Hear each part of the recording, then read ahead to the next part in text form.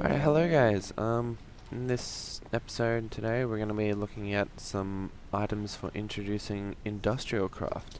In particular, today I'll be taking you through mainly how to make a generator, macerator, and electrical furnace, just because those are the very basic things that you should want to be looking into.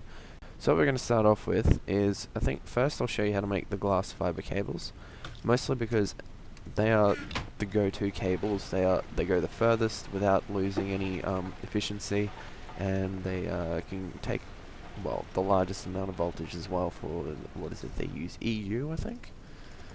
So I'll show you how to use them. I always go straight for them. There's two different ways of crafting these. You can go a diamond in the middle, and where I place the silver ingots, you can go redstone instead, but it'll only give you 4 rather than 6 cables, so I always go for the silver. Also because there's not really much other use for silver as far as I know. We might find out later on if we do a few other videos on silver. But yeah, so it's just that simple. Next thing I'll show you how to make is just the normal copper cable.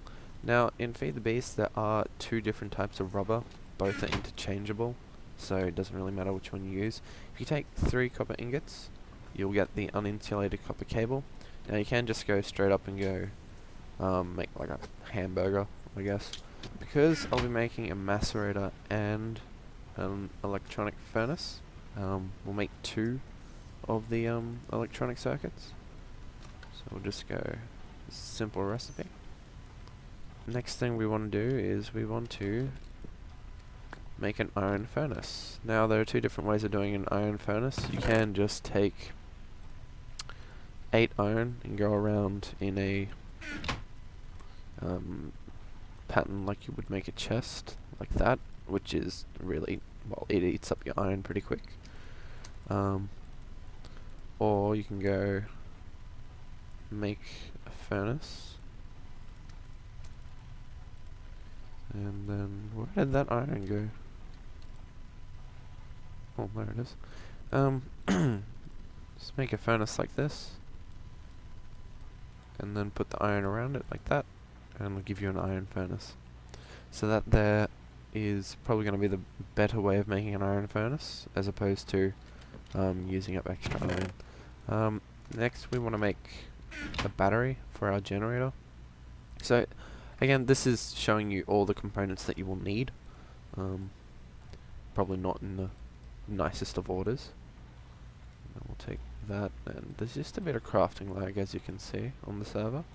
We'll do it like this, so we'll go 3 across there.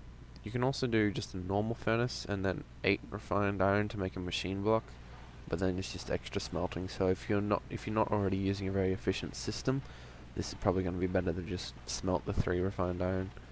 And we'll do the battery, and that'll give you a generator. So the iron furnace, refined iron, and a RE battery will give you a generator. Machine block, and then 3 flint. Then you got cobblestone and electronic circuit will give you a macerator. So it's pretty simple. And what that'll do is it'll, as it says, double trouble. It'll take whatever ores you've got, and it'll macerate it. It'll turn into dust, and that'll give you 2 for the price of 1. We want to make an electronic furnace, so we'll do that just by that. So we get the iron furnace, electronic circuit, and 2 redstone will give you an electronic furnace. I'll show you how to place all of these things.